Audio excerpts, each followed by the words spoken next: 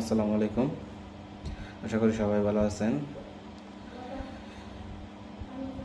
এনসিপির মুখ্য সমন্বয়ক নাসিরউদ্দিন পাটোয়ারি, তিনি সব কিছুতেই যেটা ওনাদের আয়ত্তে নেই, এনসিপির হাতের মধ্যে নেই, সেটাকে যে কোনো একটা অজুহাত দিয়ে, যে কোনো একটা ট্যাগ দিয়ে ওইটাকে ভিন্ন খাতে প্রবাহিত করাই হলো এই এনসিপির মুখ্য সমন্বয়ক নাসিরউদ্দিন পাটোয়ারির সবচেয়ে বড় কাজ। এখন নির্বাচন কমিশন যখন ওদের হাতের নাগালে নেই, মনে করতেছে ওরা নির্বাচন কমিশনকে তাদের হাতের নাগালে নিতে পারবে না, তখন নির্বাচন কমিশনকে নিয়ে ওদের আপত্তিকর কথাবার্তা ছড়িয়ে যাচ্ছে।